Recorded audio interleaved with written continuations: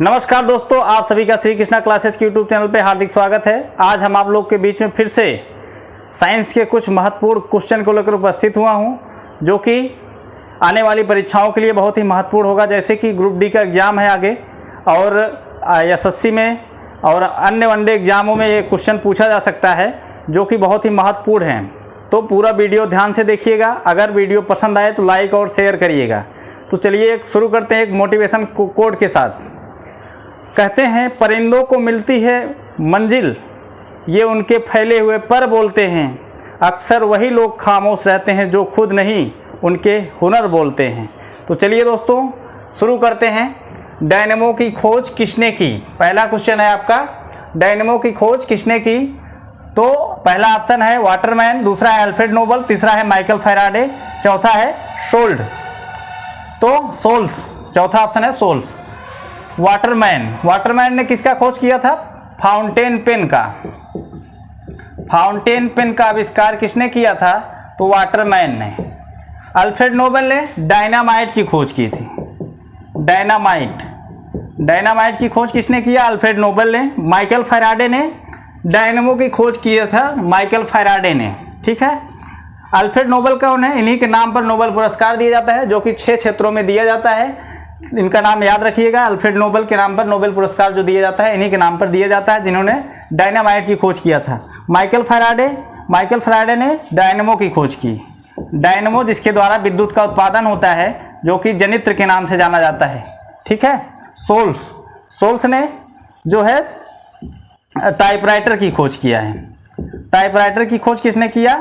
तो सोल्स ने टाइपराइटर खोज किया। चलिए हम आप लोग को कुछ और बताते हैं जो महत्वपूर्ण मतलब वस्तुएं हैं और उनके खोजकर्ता है, उनको और आप लोग लिख लीजिएगा कॉपी में। ये आपके एग्जाम में पूछा जा सकता है। जैसे कि आपका जो है एक्सरे की खोज किसने किया है? पूछा जा सकता है। तो रोएंटजन ने एक्सरे की खोज किया है। पूछा जा सकता है टेलीविजन का आविष्कार किसने किया?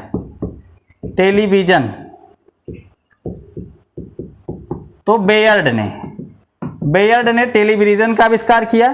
रेडियो का पूछा जा सकता है। रेडियो का आविष्कार जी मार्कोनी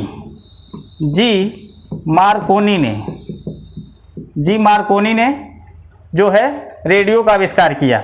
अगला है रडार की खोज किसने किया? रडार क्या काम क्या है? रडार जो है वायुयानों को नियंत्रण करने के लिए काम में आ जाता है। इसका खोज किया था रॉबर्ट वाटसन ने इसकी खोज किया था।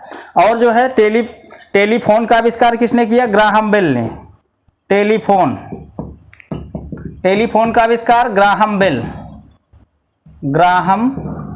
ने टेलीफोन का आविष्कार किया। पूछा जाए विद्युत बल्ब का आविष्कार किसने किया? तो थॉमस अल्वा एडिसन ने किया था। एडिसन ने विद्युत बल्ब की खोज किया। और पूछा जाए दूरबीन की खोज किसने की? तो गैलीलियो ने दूरबीन की खोज की थी। गैलीलियो ने दूरबीन की खोज की। और जो है लेजर की खोज किसने किया?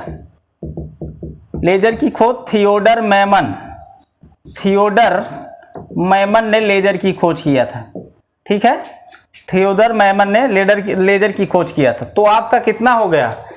आपका देखिए, वाटरमैन ने किसकी खोज की? Fountain pen. Alfred Nobel dynamite. Michael Faraday dynamo. Sholes typewriter. X ray Roentgen. Television Baird. Radio G Marconi. Radar Robert Watson. Telephone Graham Bell. Bulb का आविष्कार एडिसन। दूरबीन का आविष्कार गैलीलियो। लेजर लाइट की खोज थियोडर मैमन ने। तो आप इतनी चीज़ें याद रखिए। इससे बाहर अगर खोजकर्ता में पूछा जाएगा तो बिल्कुल नहीं आ सकता, इसी में से आएगा। ये आपके लिए बहुत ड्रामबार सिद्ध होगा आने वाली परीक्षाओं में। चलिए अगला क्वेश्चन देखते हैं।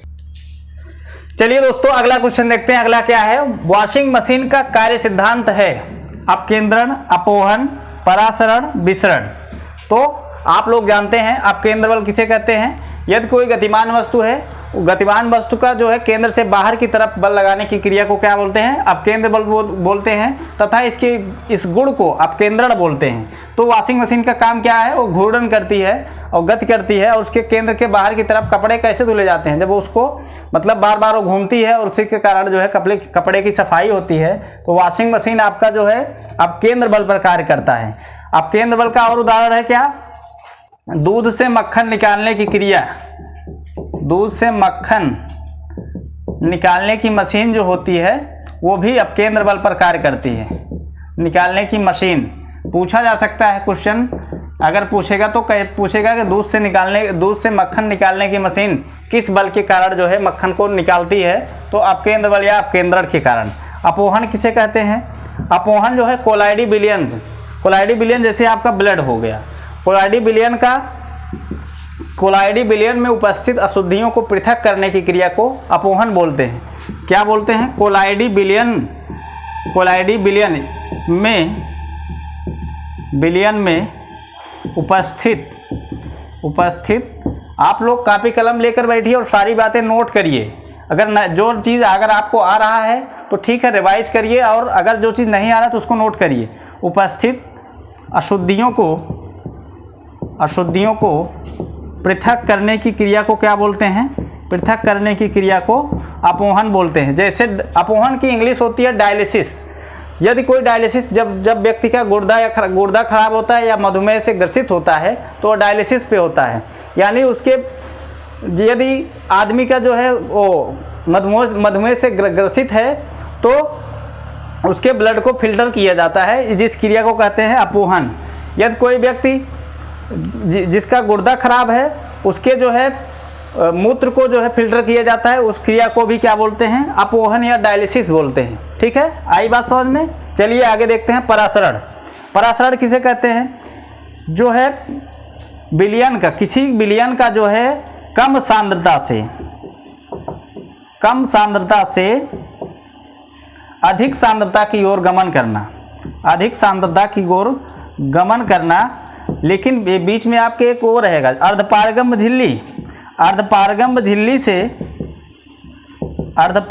झिल्ली से किसी विलयन का कम सांद्रता से अधिक सांद्रता की ओर गमन करना क्या कहलाता है? परासरण कहलाता है। जैसे इधर आप चीनी रख दीजिए,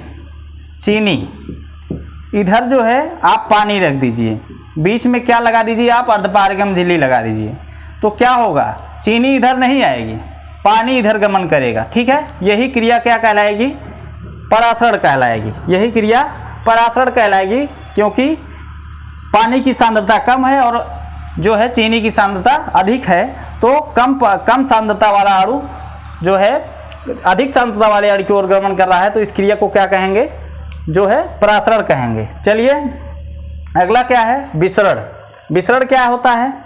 विसरण जो होता है किसी विलयन का जो है एक विलयन का दूसरे विलयन में मिलकर के समांगी विलयन बनाने की क्रिया को हम विसरण कहते हैं। जैसे अगर आप पानी ले लीजिए, एक गिलास पानी है, इसमें एक बूंद स्याही डाल दीजिए।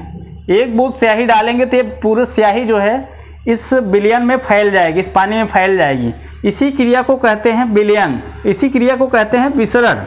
ठीक है, ये मतलब इसका मतलब ये हुआ कि स्याही जो है समान रूप से चारों तरफ फैलेगी इसमें। ठीक है, तो इसी क्रिया को समांगी रूप से फैलेगी, इसी क्रिया को कहते हैं विसरण।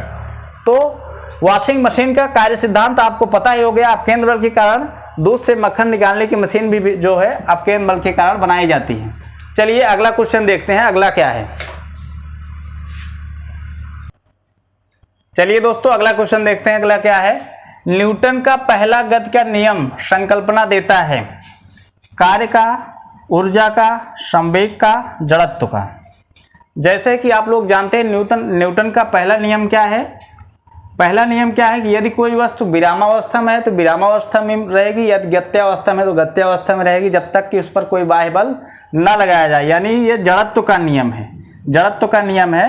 ठीक है, इसलिए इसको जड़त्व का नियम कहते हैं। यानी विरामावस्था में रहेगी, यदि गत्यावस्था में रहेगी। इसे न्यूटन का जड़त्व का नियम भी कहते हैं, इसको न्यूटन का प्रथम नियम भी कहते हैं। जैसे उदाहरण के तौर पर देखा जाए, यदि आप जो है कोई यात्री बस में बैठा है, अचानक उस बस में स्थिर बस में बैठा है, अचानक वह बस गतिमान होती है तो यात्री पीछे की तरफ झुक जाता है। और यदि देखिए अगर रेलवे या बस से कोई यात्री उतरता है तो वह थोड़ी दूर उसके विपरीत जो है गति करता है, ताकि उसी की दिशा में गति करता है, ताकि जो है नहीं तो वह अगर स्थिर रहने का प्रयास करेगा तो पीछे की तरफ गिर जाएगा। ठीक है, तो ये सब उदाहरण है, इनको याद रखिएगा। पूछा जाता है कि यदि कोई बस में बैठा यात्री, स्थिर बस में बैठा यात्री अचानक से बस के चलने पर पीछे की तरफ झुक जाता है, यह न्यूटन के किस नियम पर आधारित है? तो प्रथम नियम के आधारित है। ठीक है, द्वितीय नियम क्या कहता है? द्वितीय नियम कहता है यह बराबर यम में, यानी जो है यह बराबर यम में, यानी कोई गतिमान वस्तु उसके द्रव्यमान और जो है उसकी तरफ लगने वाले बल के गुणनफल के बराबर होता है। ठीक है, जैसे क्रिकेट का खिलाड़ी जब कैच पकड़ता है तो वह अपनी तरफ खींचता है ताकि उसको चोट ना आए। और यदि अगर आपको एक वजनदार गेंद है और एक हल्की गेंद है, तो अगर दोनों समान वेग से गतिमान हैं तो दोनों में से कौन सी जो है गेंद का कैच करना आसान होगा? तो हल्की गेंद का कैच करना आसान होगा। तृतीय नियम क्या कहता है? तृतीय नियम को कहते हैं क्रिया प्रतिक्रिया का नियम। क्रिया प्रतिक्रिया का नियम क्या कहता है? यदि कोई वस्तु पर अगर आप बल लगाते हैं तो वह वस्तु भी जो है उतना ही बल आपके विपरीत दिशा में लगाती है। इसीलिए आप अगर दीवार पर अगर अपने हाथ से मार रहे हैं तो ये दीवार भी आपकी तरफ उतना ही वेग से बल लगाएगी, इसीलिए आपको चोट लगती है। और जो है नाव को खेने वाला नाविक होता है, वो जिससे जो मतलब उसका जो पतवार होती है वो जो है उसी तरफ जब पानी में गति करता है तो बल लगाता है और पानी भी उसी तरफ बल लगाती है, इसीलिए नाव गतिमान होती है। तो इस क्रिया को क्या कहते हैं? क्रिया प्रतिक्रिया का नियम। कार्य किसे कहते हैं? किसी वस्तु पर बल लगाकर बल की दिशा में विस्थापित करने की क्रिया को कार्य कहते हैं। कार्य बराबर होता है बल गुणे विस्थापन। बल गुणे विस्थापन, कार्य बराबर बल गुणे विस्थापन होता है। इसका मात्रक क्या होगा? न्यूटन मीटर या जूल। न्यूटन मीटर या जूल होता है। ऊर्जा किसे कहते हैं? कार्य करने की क्षमता को ऊर्जा कहते हैं, इसको जूल में मापते हैं, इसका मात्रक है जूल। कार्य करने की क्षमता को ऊर्जा कहते हैं। संवेग क्या होता है? संवेग जो है द्रव्यमान गुणे वेग। संवेग बराबर होता है द्रव्यमान गुणे वेग। इसका मात्रक क्या होगा? इसका मात्रक होगा किलोग्राम मीटर प्रति सेकंड। किलोग्राम मीटर प्रति सेकंड इसका जो है सूत्र है, इसका जो है मात्रक है। मीटर प्रति सेकंड किसका मात्रक है? वेग का मात्रक है। ठीक है, चलिए अगला क्वेश्चन देखते हैं। अगला क्या है?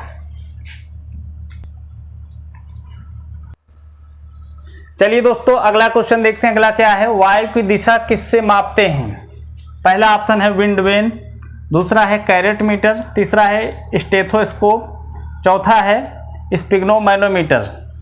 ठीक है, तो चलिए देखते हैं क्या नापते हैं। किसके द्वारा नापते हैं? विंड वेन के द्वारा। वायु की दिशा विंड वेन के द्वारा नापते हैं। कैरेट मीटर में सोने की शुद्धता किससे नापते हैं? कैरेट मीटर, सोने की शुद्धता कैरेट मीटर। उसके बाद स्टेथोस्कोप द्वारा हृदय की ध्वनि को पता लगाते हैं। हृदय की ध्वनि। अगर पूछा जाए हृदय की गति किससे नापते हैं, तो हृदय की गति किससे नापते हैं? तो आपका हो जाएगा कार्डियोग्राफ के द्वारा हम हृदय की गति को पता लगाते हैं। इस स्पिग्नोमैनोमीटर के द्वारा हम क्या नापते हैं? रक्तचाप यानी ब्लड प्रेशर को किससे नापते हैं? स्पिग्नोमैनोमीटर के द्वारा नापते हैं। ठीक है, तो विंड वेन के द्वारा वायु की दिशा नापते हैं। ठीक है, और कैरेट मीटर द्वारा सोने की शुद्धता, स्टेथोस्कोप के द्वारा हृदय की ध्वनि और हृदय की गति कार्डियोग्राफ, स्पिग्नोमैनोमीटर के से क्या नापते हैं? रक्तचाप नापते हैं। चलिए हम आपके बीच में कुछ और लिखते हैं, इसको आप याद रखिएगा। जैसे कि इतना आपको पता ही हो गया, इतना लिखने की ज़रूरत फिर से नहीं है। चलिए आगे लिखते हैं और क्या क्या आपको याद रखना है।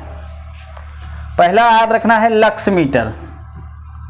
लक्स मीटर के द्वारा किसको क्या नापा जाता है? तो प्रकाश की तीव्रता, प्रकाश की तीव्रता लक्स मीटर के द्वारा नापा जाता है। दूसरा याद रखना है ऑडियोमीटर।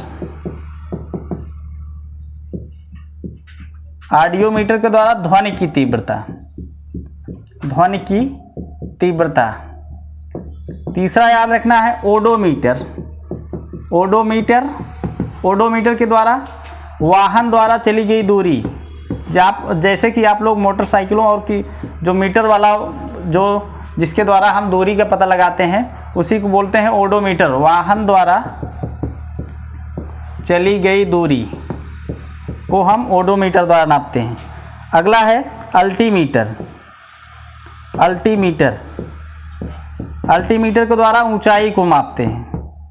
ऊंचाई किसके द्वारा मापते हैं? अल्टीमीटर के द्वारा मापते हैं। अगला है अमीटर। अमीटर के द्वारा क्या नापते हैं? विद्युत धारा। अगला है वोल्टमीटर। वोल्टमीटर के द्वारा क्या नापते हैं? विद्युत विभवांतर किसके द्वारा नापते हैं? तो वोल्टमीटर। ठीक है। अगला है एनीमोमीटर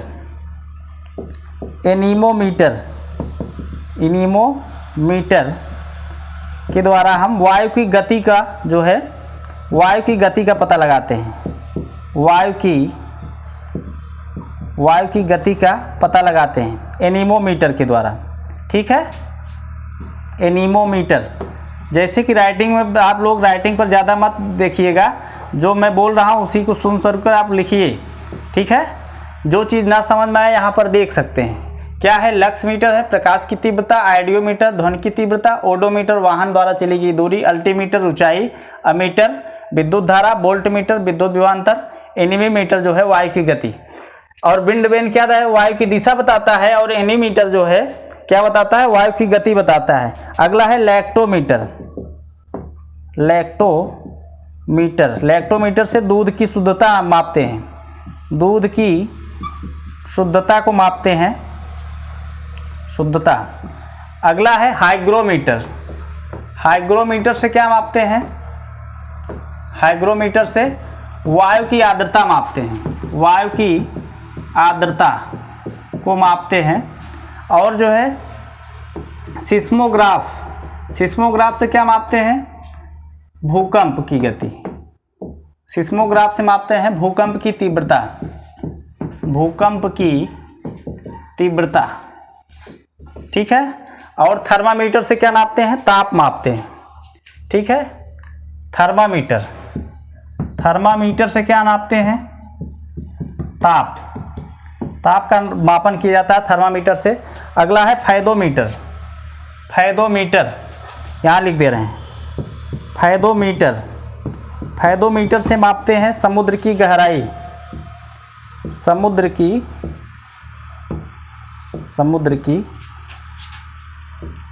गहराई किसके द्वारा नापते हैं? फैदोमीटर के द्वारा नापते हैं। ठीक है। अगला लक्स मीटर आपको बता ही दिए। ठीक है। तो इतना आप लोग याद रखिए। ठीक है। इतना आप लोग याद रखिए। आपके एग्जाम में जो भी क्वेश्चन आएगा इससे बाहर एक भी नहीं आएगा। और जो है एक आपको पॉलीग्राफ सुने होंगे। ठीक है। आप लोग बहुत झूठ बोलते हैं, तो झूठ का पता लगाने के लिए क्या होगा? पॉलीग्राफ। इसको भी आप लोग याद रखिएगा। पॉलीग्राफ झूठ का पता लगाने के लिए मशीन है। पॉलीग्राफ। मैं नहीं कह रहा कि आप लोग झूठ बोलते हैं, मतलब आज का समाज जो है बहुत झूठा हो गया, इसीलिए वैज्ञानिकों ने क्या बनाया है? पॉलीग्राफ भी बनाया ताकि आपकी सारा झूठ आपका पता चल जाए। ठीक है। तो आज के लिए बस इतना ही। इतना आपके लिए रामबाण है, सब याद रखिएगा। आपको कोई कहीं भी एग्जाम में पूछा जा सकता है, तो इसको पूरा याद रखिएगा और वीडियो को शेयर कर दिया करिए। आप लोग शेयर नहीं करते हैं, आप लोग सिर्फ पढ़ के अपना काम निकले, भाड़ में जाए जनता, वही हाल है। तो भाड़ में मत जाओ। तो पहले लाइक वाइक कर दिया करो, शेयर कर दिया करो, उसके बाद गुरुजी के ऊपर भी कुछ जो है कृपा दृष्टि बनाओ, नहीं तो गुरुजी इतना मेहनत कर रहे हैं आपके लिए, कैसे काम चलेगा। ठीक है, तो आज के लिए बस इतना ही। बहुत बहुत धन्यवाद।